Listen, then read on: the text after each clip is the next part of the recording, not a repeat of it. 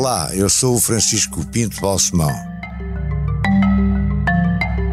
Este é o podcast Deixar o Mundo Melhor.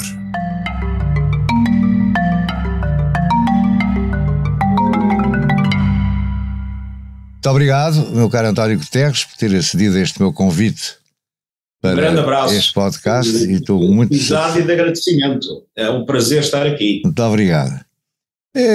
Olhando para o seu currículo, para a sua vida, a sua infância foi basicamente em Lisboa e o liceu foi o Camões. E antes do liceu, onde esteve? Antes do liceu estive na escola primária do bairro de São Miguel, que aliás abriu no ano em que eu entrei para a escola.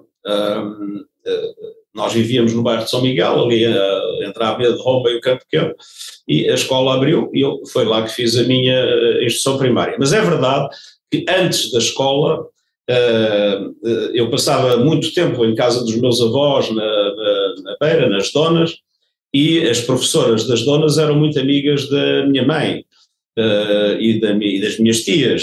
E então eu, quando ia às Donas, gostava muito de passar lá pela escola.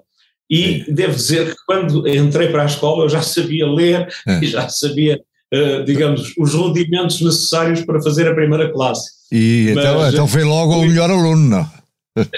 Não, não, as coisas sempre correram bem, mas de facto tive essa sorte de poder aos 5, 6 anos, antes de entrar para a escola, ter acesso à escola das Donas através das amigas da minha mãe, que de vez em quando me queriam lá e tal, e eu lá ia ouvindo e lá ia aprendendo uma série de coisas que me foram muito úteis depois na escola primária propriamente dita. Houve algumas destas professoras das Donas que lhe tivesse marcado que ainda se lembre?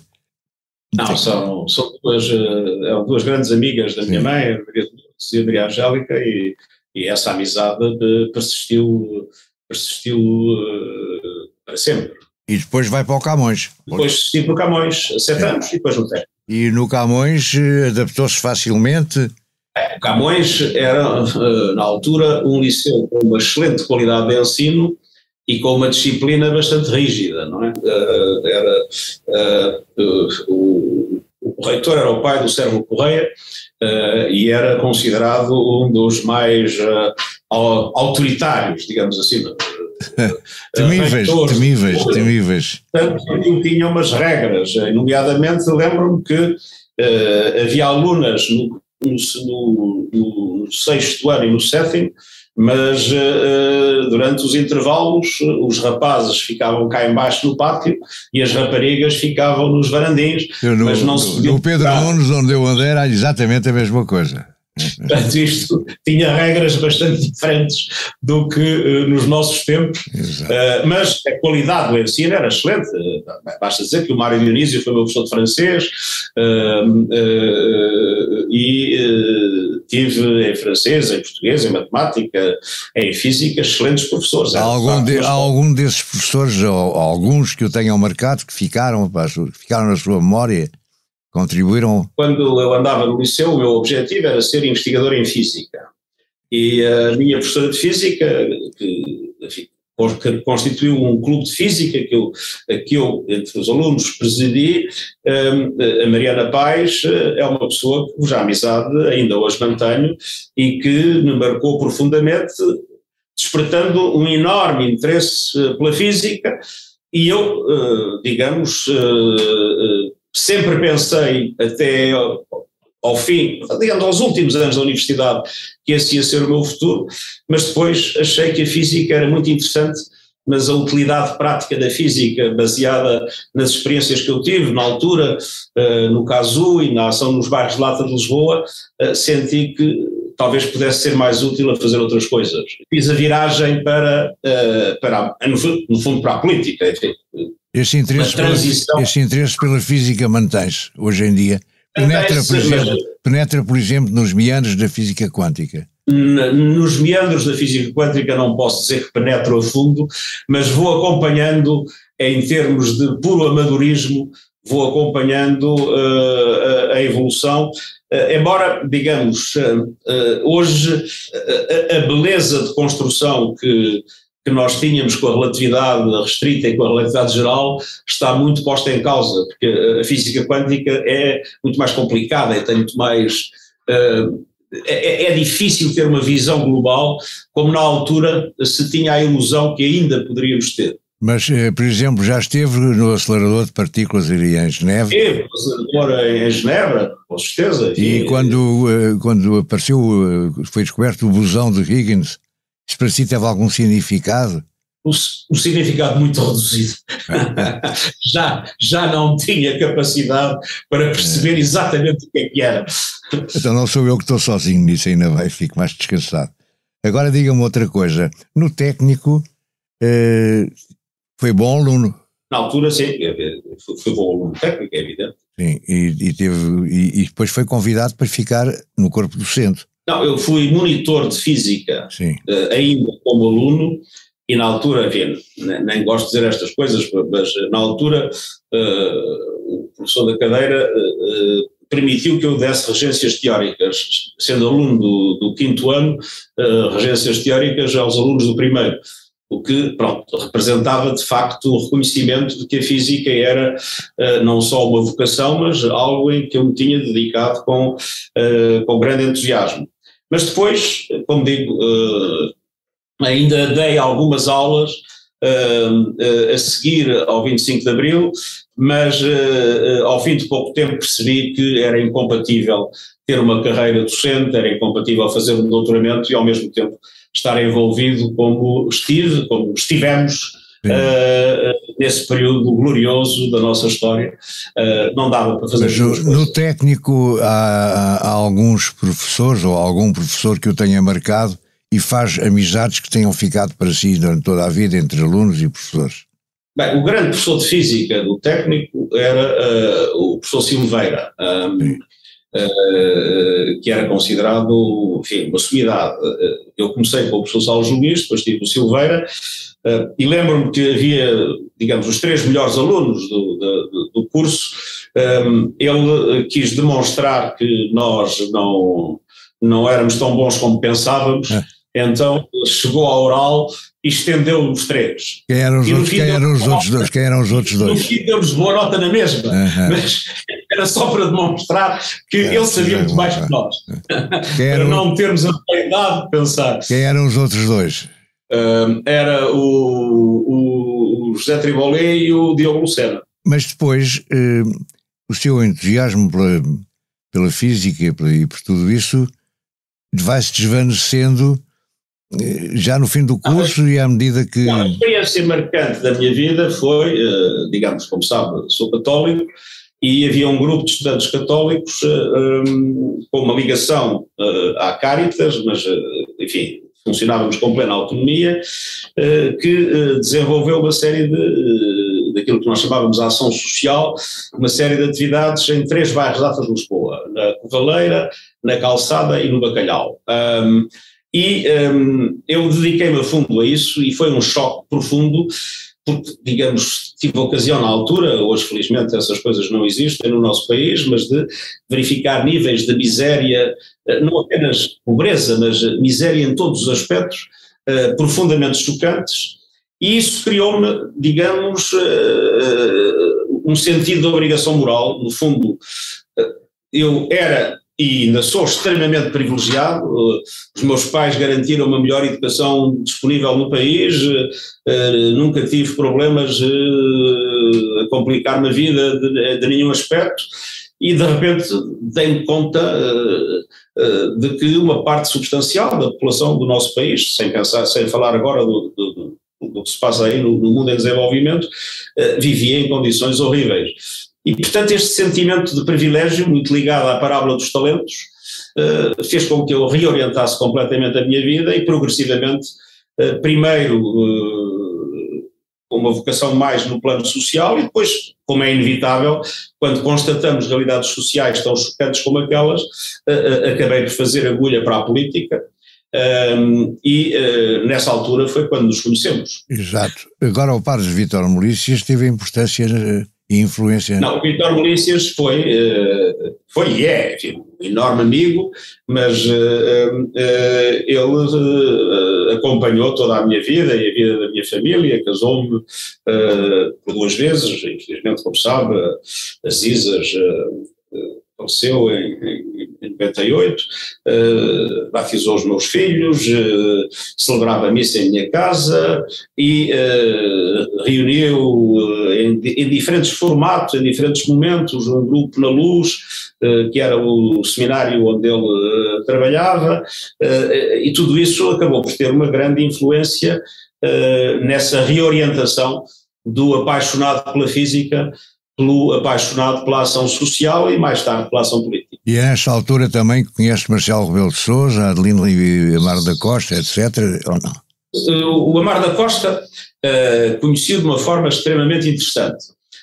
Um dia estava em casa e o Amaro da Costa bateu à porta e entrou e disse: eu sei que você é um bom aluno no Liceu Camões e eu sou um dos dirigentes da Residência de Estudantes das Avenidas e nós estamos a organizar um curso de métodos de estudo para a universidade e, portanto, se quiser vir, venha. Não? Bem, e eu fui, achei que era interessante, e lá participei durante umas 4 ou 5 sessões no curso de métodos de estudo. E já era Opus Dei declarado ou não? Não, a Residência das Avenidas, eu na altura não fazia ideia nenhuma que era do Opus Dei. Depois desse curso, eles disseram assim: então e agora vamos organizar um retiro. E aí eu disse assim: então muito obrigado, mas isto já não estou interessado. E aí morreu a minha ligação ao Opus Dei. Embora o Adelino Amaro da Costa depois enfim, foi brilhante de político e deputado e ficámos amigos. O Marcelo é diferente, o Marcelo era da minha geração, estivemos juntos na sede, estivemos, como sabe, também lá estava, e depois, digamos, fomos por caminhos políticos diferentes, mas mantivemos a relação de amizade. Mas o Marcelo começa torna-se seu amigo ou conhecido dele quando? Não, o Marcelo era muito amigo do Padre Vítor. Então também via Padre Vítor. Foi, via Padre Vítor. E via outros amigos meus que saíram do Camões e que foram para direito e que conheciam bem. E, portanto, foi aí que nos conhecemos e depois, naturalmente, nas sedes conhecemos melhor. Claro, eu aliás nunca fui das sedes, mas não faz mal. Gosto muito das sedes, mas nunca fui das sedes. Só para corrigir uma coisa que disse há bocadinho. Não faz mal, não. A memória vai-nos pregando uns truques com a idade. Não é nada de ofensivo. Agora, quando nos conhecemos, estamos em plena ala liberal, nasce o Expresso, e como é que vem parar ao Expresso? É através do Marcelo? Já não me lembro muito bem dos pormenores. Eu penso que... Mas nós também já nos conhecíamos, não era? Eu acho que já nos conhecíamos e houve um convite seu para o Marcelo e para mim para entrarmos com o que era na altura 5 pontos, não? Sim. 5 pontos de reis, para o que era naturalmente irrelevante do ponto de vista da mobilização financeira que fez, mas que foi um gesto que naturalmente, enfim, fiquei muito reconhecido por isso e achei que o Expresso era um instrumento fundamental para assegurar uma transição do regime, para pôr em causa, no fundo, os fundamentos do regime e levar a que cada vez mais pessoas sentissem a necessidade de mudança e apoiei o Expresso com... E colaborou logo no número 2, há um artigo seu no número 2 do Expresso.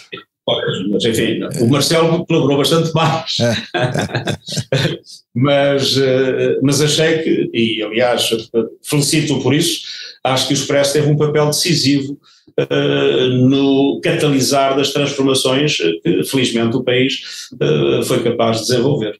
Entretanto, como é que se vai metendo ou envolvendo cada vez mais na política? Tem ligações com o embrião do Partido Socialista? Para além das sedes, não é? Mas enfim, as sedes não é propriamente um partido político, é um movimento. Essa ligação foi através do António Reis. Ainda, digamos, nos 2 anos anteriores ao 25 de Abril, eu comecei uma relação de amizade com o António Reis. O António Reis foi-me mantendo a par dos acordos políticos que deram origem ao Partido Socialista em 73, em que ele e o Cardia entraram na constituição do Partido Socialista, e eu disse: olha, também estou interessado, e tínhamos combinado a encontrar-nos, entretanto dá-se o 25 de Abril, de modo que no dia 26 de Abril ele estava na televisão, a ocupar a televisão, porque ele era militar, e eu fui lá e disse, bom, olha, o que eu queria conversar contigo é melhor fazermos já, e nesse dia entrei para o Partido Socialista. Foi? Mas quer dizer, assinou qualquer coisa ou limitou-se a dizer que entrava? Bem, não sei se assinei lá, porque ele não tinha lá fichas, mas foi nesse dia, portanto, no dia 26 ou 27, logo que pude concretizar aquilo que tinha antecipado que faríamos num contacto que estava sendo marcado. Ele já estava na tropa na altura, mas que se materializou imediatamente, e depois meti-me a fundo, como sabe. Sim, mas já nessa altura, portanto, não conhecia o Mário Soares? O Mário Soares estava no exílio, portanto eu lembrava-me do Mário Soares, de o ver ao longe na campanha da Selde, de o ver ao longe, mas não, na altura era um miúdo, não tinha digamos, gabarito para conhecer o Mário Soares, mas depois, quando ele vem do exílio, naturalmente começámos a trabalhar em conjunto, visto que ele convidou-me logo, juntamente com mais algumas pessoas relativamente jovens, para fazermos parte da comissão política do PS, isto logo em maio. E portanto eu de alguma forma, e por isso me penitencio, entrei um bocado logo por cima, o que fez com que eu fosse depois responsável pela organização do PS na área de Lisboa, e uma das minhas especialidades era organizar manifestações. E então, e era bom organizador? O ofício da Universidade Sindical, organizador de manifestações e digamos, e da criação das estruturas que se foram tendo pelos diversos bairros, e das famosas e inesquecíveis colagens de cartazes em que os socialistas colavam por um lado, o PSD também por outro, os comunistas naturalmente e os maoístas do MRPP também colavam, e às vezes havia uns pequenos incidentes, mas felizmente as coisas nunca se complicaram demasiadamente. Lembro-me de várias das manifestações, quando foi o grande comício na Fonte Luminosa, eu estava encarregado de garantir alguns aspectos de segurança, de modo que eu estava ali na entrada da autoestrada, lembro-me perfeitamente, a discutir com os elementos do rallies. Foram períodos fantásticos da nossa vida, períodos fantásticos da nossa vida. Mas a maior manifestação que organizou por si, do PS, qual foi? Lembras-te, tem alguma recordação? Nós tínhamos um sistema que era o seguinte, aparecíamos às 5 da tarde, ali junto à estação do Rossio, tapávamos a ligação entre o Rossio e os restauradores, e o pessoal começava-se a acumular para poder ir para o metro e para poder ir para a estação, e nós começávamos ali a fazer uns discursos com megafones, não sei o quê, a dizer os comunistas vão fazer isto ou aquilo, é preciso irmos todos a Belém, e arranjávamos ali sempre 20 a 50 mil pessoas para irem espontaneamente a Belém. Fizemos isso várias vezes. A grande manifestação foi naturalmente a da Fonte Luminosa. Ela não foi organizada apenas por mim, eu fui um dos que estiveram nessa organização, mas foi uma organização que mobilizou toda, digamos, a capacidade que tínhamos, e que na altura não era muito grande. O Partido Socialista não era um partido de massas, como sabe, era um partido formado na clandestinidade por um número limitado de pessoas, embora com antenas em todo o país e gente que tinha aguentado durante décadas a ditadura noutras formações, na Ação Socialista e em várias outras, mas digamos, não era um partido de massas e, portanto, a capacidade de organizar estas grandes manifestações era muito diferente da do PC, que estava muitíssimo mais bem preparado para isso. Claro. De modo que na Fonte Luminosa fomos vários, aí não posso reivindicar ser eu o organizador maior. Mas agora, das manifestações do cotidiano, aí sim, e do comício do Pavilhão dos Desportos, aí sim, lembro-me perfeitamente desses tempos e de como conseguimos, e há que dizer, nessa fase, muitas e muitas vezes nos encontramos e o PSD participou em muitas dessas manifestações. É verdade. Mas entretanto a sua carreira, digamos, dentro do PS vai evoluindo e mais tarde já é deputado, não é? Não é deputado à Constituinte ou é deputado à Constituinte? Eu tinha uma grande ligação ao Zanha. Sim, ao Salgado Zanha. Quando se formou o primeiro governo constitucional, eu decidi que preferia ficar a trabalhar com o Zanha no grupo parlamentar. E é nessa altura que, enfim, o Sousa Franco era o responsável pelo plano económico do PSD no Parlamento, eu era o responsável do PS no mesmo plano, e foi nessa altura que se fizeram uma série de leis em conjunto entre o PSD e o PS, que foram feitas em casa do Sousa Franco e na minha casa, com os dois a redigir, e enfim, são tempos que... Estamos a falar de que ano? Estamos a falar de que ano? A falar de 76, 77, eu era presidente da Comissão de Economia, eu era vice-presidente e trabalhámos muito em conjunto nessa Na Constituinte não esteve, pois não? Não, na Constituinte não estive. Estive na campanha, na organização, mas não fui constituinte. E depois como é que avança a sua carreira a partir de 76 até chegar a secretário-geral? A partir daí não avança. A partir daí não avança, porque, como sabe, com a eleição do Ianes, a segunda eleição do Ianes, há uma ruptura no PS.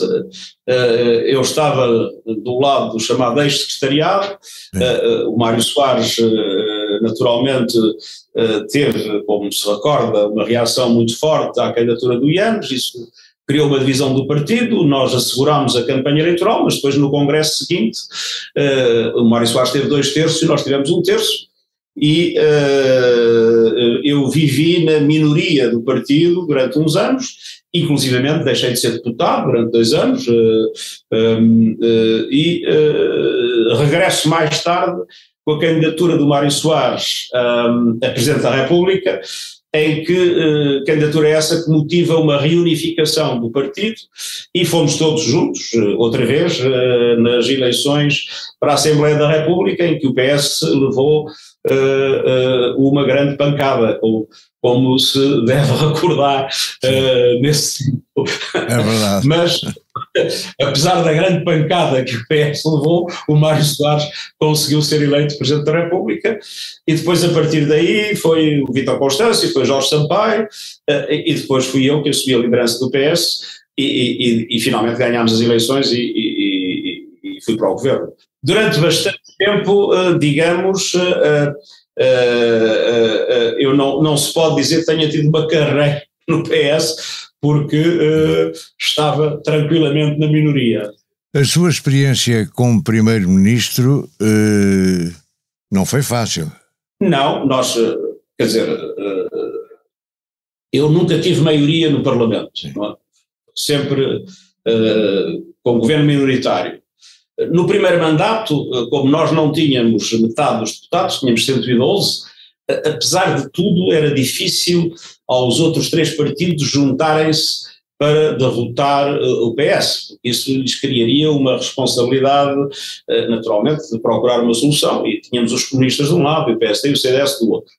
Mas depois houve aquele trágico resultado de 115 deputados em 230, que conduziu a uma progressiva paralisia do funcionamento do Parlamento, quer dizer, nada passava, nem a favor nem contra, e quando eu verifiquei que nós tínhamos perdido as eleições locais de uma forma clara, achei que era melhor abrir um novo ciclo na vida política do país. No seu tempo como primeiro-ministro, o que é que destacaria? O que é que acha que deixou da obra feita mais importante? Em poucas palavras, claro.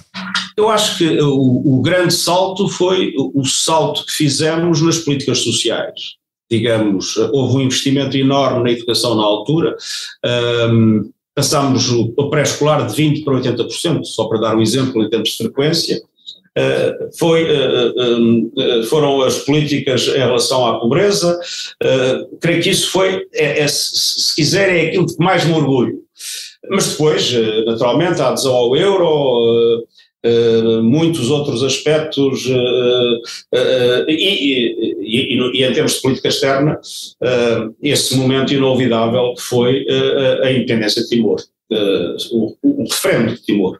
A independência já foi mais tarde, mas o referendo foi algo para o que, conjuntamente com o Jorge Sampaio, para o que nos mobilizámos a fundo para criar as condições. Primeiro, permitiram o referendo e, segundo, permitiram a transição democrática com a intervenção da comunidade internacional. E depois vai-se embora, de certa maneira, vai embora de Portugal, não abandona a vida política. Não.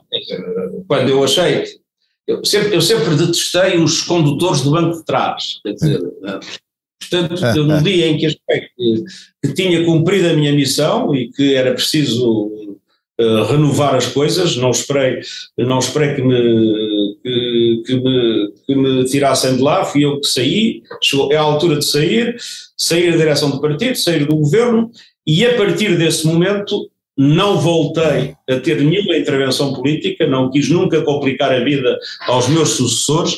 Agora, tive um período em que era Presidente Internacional Socialista e mantive uma atividade internacional bastante intensa, mas em que trabalhei no IPE e depois na Caixa Geral de Depósitos, sempre com os presidentes tratando muito bem, mas voltei ao meu emprego antes do 25 de Abril, não, ao meu emprego de quando estive fora do Parlamento, que foi o IPE, e depois o IPE foi dissolvido, a Caixa Geral de Depósitos era um dos acionistas, o Presidente da Caixa convidou-me para ser seu assistente, coisa que eu aceitei, depois continuei na Internacional Socialista, até que um dia estava eu em Madrid, numa conferência das Nações Unidas sobre o terrorismo, pela Internacional Socialista, e o Moratinos, que era Ministro dos Estrangeiros de Espanha, disse-me assim: sabes que o líder do Acnur, o Alto Comissário para os Refugiados, vai sair, nós temos um candidato, mas tu é que tu devias ir. E eu ponderei e... Nunca lhe tinha passado pela cabeça, assim? Não, tinha. Quando uma vez dei uma entrevista, ainda era Primeiro-Ministro, e me perguntaram o que é que gostaria de fazer, eu disse, bom, eu fiz o humanitário cá em Portugal no plano nacional, depois fiz o político no plano nacional, a seguir gostaria de fazer alguma coisa a sério do humanitário no plano internacional, e até dei como exemplo o Alto Comissariado para os Refugiados. Não sabia, isso é interessante. Não se esqueçam que eu fui fui fundador do Conselho Português de Refugiados e fui presidente da Comissão Parlamentar de Refugiados e Migrações da Assembleia Parlamentar do Conselho da Europa. Portanto, tinha, digamos, já uma certa vocação e um certo interesse por essa área. E depois competi, foram um grupo de pessoas que competiu, fui selecionado e durante 10 anos tive o período mais fascinante da minha vida. Ser Alto Comissário das Nações Unidas para os Refugiados é muito melhor do que ser Primeiro-Ministro e muito melhor que ser Secretário-Geral das Nações Unidas. Ah, sim? Porquê? Nos permite estar permanentemente em contacto com o terreno, ir aos pontos mais remotos do mundo onde as pessoas estão em situações terríveis e poder tomar decisões que se traduzem imediatamente em vidas salvas, em crianças nas escolas, em centros de saúde poderem ser abertos, em resposta a surtos de fome, e poder fazer isso eu próprio numa decisão imediata e ter os instrumentos para a fazer cumprir, coisa que como Secretário-Geral das Nações Unidas é muito mais difícil. Mas não é também um cargo em que o Acnur só aparece, só é chamado quando há desgraças, quando há tragédias, quando há coisas terríveis? Infelizmente tivemos muitas. Eu sei. Nós tínhamos sempre uma grande preocupação, que era encontrar soluções para as pessoas. Dou-lhe um exemplo. No meu tempo, e essa foi uma política determinada, nós mais do que duplicámos o número de refugiados que em cada ano era reinstalado. Isto é, mudava de um campo de refugiados sempre extremamente precário e más condições no Quénia ou no Paquistão ou no Nepal ou em qualquer outro mas sempre em circunstâncias trágicas, sempre coisas terríveis. Sempre em circunstâncias trágicas, mas dizia eu, nós conseguimos mudar por ano 100 mil dessas pessoas para os Estados Unidos, para o Canadá, para a Suécia, para a Austrália, Nova Zelândia e progressivamente mais países europeus. E depois ir visitar esses refugiados, 2, 3, 4 anos depois, ver que eles tinham os filhos no sistema educativo, alguns na universidade, ver que eles eram donos de restaurantes ou de pequenos comércios, ou que trabalhavam em empresas em que viviam muitíssimo bem, sabendo que 5 anos antes eles estavam num campo de refugiados em condições completamente miseráveis, quer dizer, não calculo o que isso é de alegria, de satisfação, e portanto foram de facto os anos mais fascinantes da minha vida. Parece que ser secretário-geral da ONU não lhe dá tanta alegria e tanta satisfação. É muito mais complicado, porque tudo depende dos Estados-membros, das decisões dos Estados-membros, de vez em quando conseguimos fazer alguma coisa por nós próprios. Foi o caso agora recentemente do acordo sobre a exportação dos fertilizantes, dos alimentos a partir da Ucrânia, uma negociação de 4 meses complexa, em que no fundo me pude envolver a fundo, discretamente, mas em que se conseguiu ter resultado, mas na maior parte das situações nós vivemos hoje um bloqueio geopolítico que torna muito difícil contribuir de uma forma decisiva e eficaz para resolver os conflitos, consolidar a paz e ao mesmo tempo para combater as terríveis desigualdades que dominam o mundo de hoje, desigualdades económicas, desigualdades em todos os planos e uma divisão norte-sul que é hoje mais grave porventura do que em qualquer outro período da minha vida. Mas acha que as Nações Unidas, que a ONU preenchem aquilo, enfim, os seus objetivos? Não há burocracia a mais, não há travões a mais, não há necessidade de reformas, não há um sistema de funcionamento com o veto e com tudo isso completamente já ultrapassado, até pela realidade atual comparada com a realidade quando as Nações Unidas foram criadas. As Nações Unidas são um grande universo e é bom distinguir as coisas. Eu penso que algumas das organizações mais eficazes que existem hoje no mundo são as agências humanitárias das Nações Unidas. Eu trabalhei numa delas, mas enfim, há o Programa Alimentar Mundial, há a Unicef e todo um conjunto de outras que representam hoje metade da ação humanitária internacional no mundo. Isso dá-lhe uma ideia da enorme importância que têm as Nações Unidas no momento em que as necessidades humanitárias têm crescido de forma exponencial. Mas o secretário-geral não intervém diretamente nessas todas. Nós temos a coordenação. E uma das reformas que fizemos, aliás, a nível do secretariado nós fizemos um conjunto de reformas simplificando bastante a nossa estrutura. Nós temos hoje mecanismos de coordenação que não existiam. Eu tenho um comitê executivo que é decalcado da forma como funcionava o governo português, por exemplo, que não existia, portanto havia muito menos coordenação e muito menos eficácia. Hoje temos um esquema de gestão bastante mais eficaz, mas isso é o secretariado. Agora, além disso, temos a coordenação das agências, que foi extremamente consolidada com as reformas que introduzimos, e a principal reforma a nível da nossa ação em cada país, onde há agora um coordenador residente que é nomeado por mim e que coordena a ação das diversas agências nesse país, tendo um gabinete de apoio que lhe dá um certo número de competências essenciais e uma capacidade de interlocução ao nível dos primeiros ministros ou dos presidentes dos países que permite uma ação muito mais eficaz das Nações Unidas no apoio aos programas de desenvolvimento, aos programas humanitários e a outras questões que são essenciais na vida, sobretudo dos países em desenvolvimento. E depois temos, com enormes dificuldades, crescentes dificuldades, as forças de manutenção da paz, em que, como digo, as dificuldades são causadas pelo facto de hoje elas operarem em sítios onde não há paz para manter haveria necessidade de impor essa paz, mas impor a paz obrigaria a decisões nesse sentido do Conselho de Segurança, e há que dizer, aí sim, o Conselho de Segurança das Nações Unidas está hoje praticamente paralisado pelas divisões geopolíticas. Essa é a grande questão que se põe à reforma das Nações Unidas. Houve, na última Assembleia Geral, uma indicação dos Estados Unidos que estariam disponíveis para novos membros permanentes da África, da Ásia e da América Latina. Os russos vieram dizer que aceitariam a Índia e o Brasil e um país africano. Portanto, pela primeira vez desde que no começo das Nações Unidas houve alguma agitação na questão da reforma do Conselho de Segurança, mas vai ser muito difícil, porque naturalmente os países que têm veto não estão interessados em perder essa prerrogativa, e o veto é hoje um instrumento de paralisia dramático em relação à capacidade das Nações Unidas de resolverem as principais crises mundiais. E não há uma maneira de dar uma volta a isso, com a Assembleia Geral a auto-atribuir-se mais poderes? Não, já foram introduzidas algumas modificações. A Assembleia Geral pode alterar o Conselho de Segurança com maioria de 2/3, mas de acordo com a Carta, com o voto favorável dos 5 membros permanentes. Ficamos na mesma. Ficamos na mesma.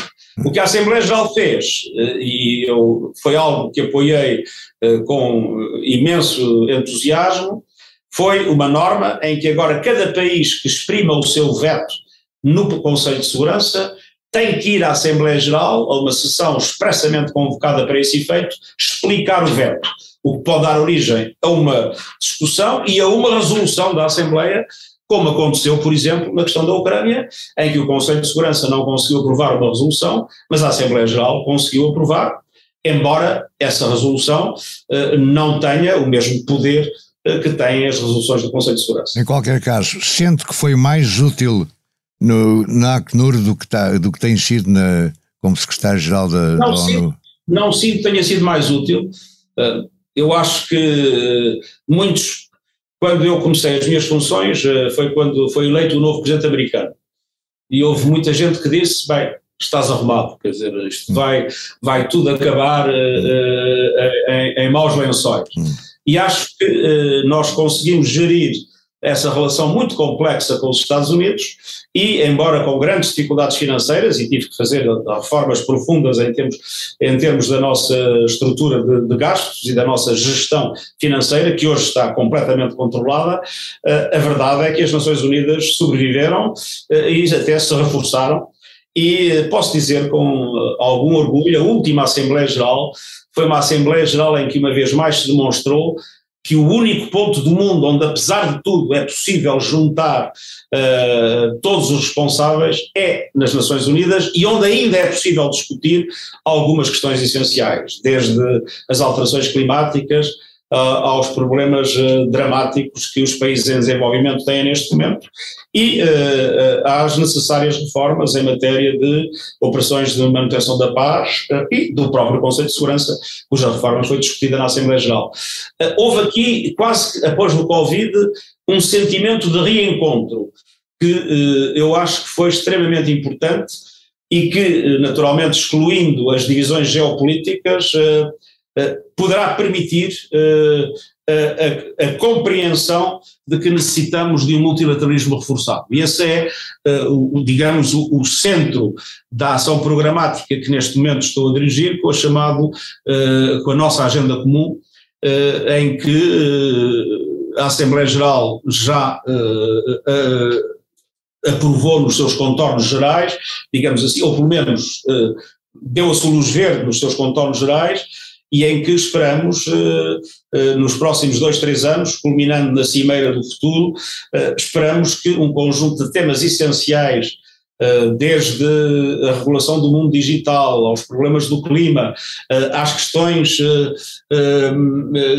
da reforma do sistema financeiro internacional, todos esses temas vão estar em cima da mesa, e vai haver uma oportunidade de uma discussão séria a nível global, envolvendo não apenas os Estados-membros, mas a sociedade civil, a juventude, que tem vindo a aderir progressivamente cada vez mais às nossas iniciativas, e, digamos, as questões do espaço, as questões da educação, enfim, há uma nova dinâmica que eu espero se possa traduzir, uma vez que estas divisões geopolíticas sejam ultrapassadas, na capacidade de construir um multilateralismo mais eficaz do que o que temos hoje. Mas essas decisões geopolíticas, alguém tem de ter a força de depois de as tornar obrigatórias, de as tornar executivas. O problema é que o poder, em termos político-militares, está hoje essencialmente concentrado em 3 Estados. E esses 3 Estados não têm nenhuma perspectiva de entendimento. E com as outras organizações internacionais, com a NATO, com a Comissão Europeia, ou com as instituições europeias, etc., com a ASEAN, com a OMC, como é que se dá? Como é que se relaciona? Nós temos 2 relações que funcionam muito bem. A primeira é com a União Europeia e a segunda é com a União Africana. Essas relações são hoje relações de cooperação muito profunda e muito eficaz, quer com a União Europeia, quer com a União Africana. A União Africana funciona, é eficaz? A União Africana tem enormes dificuldades, como pode calcular, mas a União Africana foi decisiva em relação a garantir que um conjunto de países africanos que fizeram eleições nos últimos anos não entraram na crise que toda a gente previa e apesar de tudo puderam manter as suas instituições em funcionamento. A União Africana tem garantido, com todas as dificuldades, que não há colapso na Somália. A União Africana está a promover uma união de livre comércio no quadro africano e tendo embora enormes dificuldades. A verdade é que é um parceiro para nós muito importante em diversas operações de paz e em diversas negociações preventivas de crises em vários países africanos. Quando quer falar com a União Africana, para quem é que liga? Não, o contacto direto é com o Moussa Faki, que é o presidente da Comissão da União Africana, o equivalente do secretário-geral das Nações Unidas, e com o presidente em rotação, que neste momento é o Macky Sall, presidente do Senegal, foi o Tshisekedi, presidente da República do Congo, e antes tinha sido o Ramaphosa. E quando quer ligar para a União Europeia, para quem é que liga? Aí ligo para o Charles Michel, para a Ursula von der Leyen. Mas para qual? Para qual? Para os 3, fico para os 3. Se eles não estão todos juntos é complicado, não é? Fico para os 3.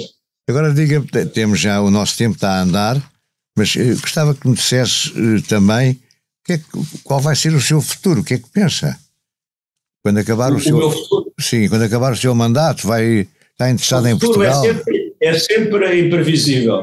Para já, o meu futuro é concluir o mandato, que está a ser muitíssimo mais complicado do que se supunha, agora com todas as dificuldades que já tínhamos, acrescida com a guerra na Ucrânia. A única parte do meu futuro que me preocupa é acabar este mandato, não apenas evitando o pior, mas tentando, como disse, lançar as bases para que seja possível um multilateralismo mais eficaz do que aquilo que temos hoje. Sim, mas a propósito de guerra da Ucrânia, é mais fácil. Não conto fazer nenhuma fundação, nem estou a pensar em fazer, em escrever memórias ou coisas desse género. Voltar para Portugal? O mandato e depois verei se há alguma coisa útil para fazer. Como fiz quando acabei de ser Primeiro-Ministro, e a coisa mais útil que fiz foi dar aulas de matemática a jovens imigrantes que queriam ter acesso à universidade. Isso é excesso de modéstia. Agora digo não. Às vezes, quando a gente está na posição em que eu estou, em que vê tanta coisa que não consegue resolver, passa-se a dar uma enorme importância a ajudar a resolver os problemas, mesmo que seja de uma pessoa ou de um grupo reduzido de pessoas. Mas vivendo em Portugal? Não penso ir para o estrangeiro. Já chega.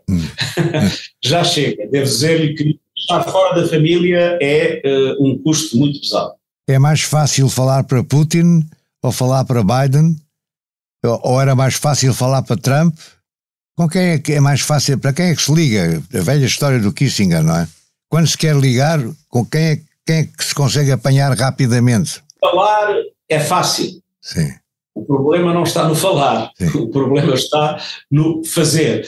ou no conseguir que eles façam. Agora o falar é fácil. Todos o atendem logo, não, sem problema? Até agora não tenho tido, houve uma fase complicada com o Putin, mas de então para cá esse problema resolveu-se e tenho falado com todos aqueles de que necessito. Ainda hoje, naturalmente, quando este programa for para o ar, não sei com quem estarei a falar, mas no dia que gravamos acabo de falar com o Zelensky e vou falar com mais 2 chefes de Estado. E tens saudades de Angela Merkel?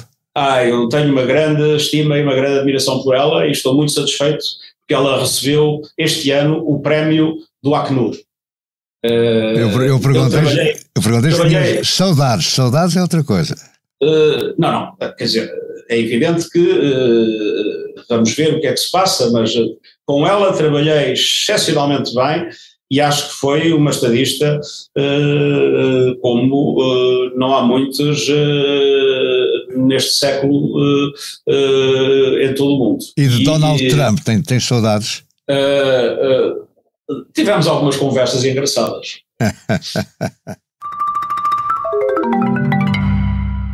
Deixar o mundo melhor tem o patrocínio da Hyundai. Juntos avançamos para uma mobilidade mais sustentável.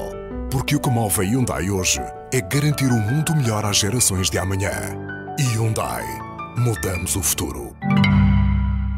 A sua família está cá em Portugal, basicamente, não é? A minha família está em Portugal, agora a minha filha está cá, às vezes vem o meu filho, a minha mulher vem também com frequência, eu vou a Lisboa quando posso, mas é um grande sacrifício estar longe da família.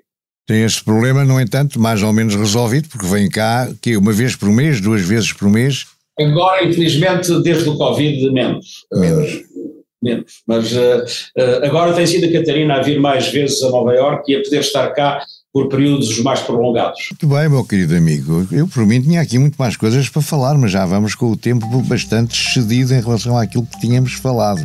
Acho que foi uma ótima conversa. Agradeço-lhe muito. Foi um prazer estar consigo. Muito obrigado, um grande abraço. Deixar o Mundo Melhor é um podcast de Francisco Pinto Balsemão com música original de Luís Tinoco. A sonoplastia de Joana Beleza e João Luís Amorim. O vídeo e a edição de José Seduvim Pinto, Carlos Paes e Ruben Tiago Pereira. Transcrição de Joana Henriques e apoio à edição de Manuela Goxa Soares. Imagem gráfica de Marco Grieco. Produção de Margarida Gil.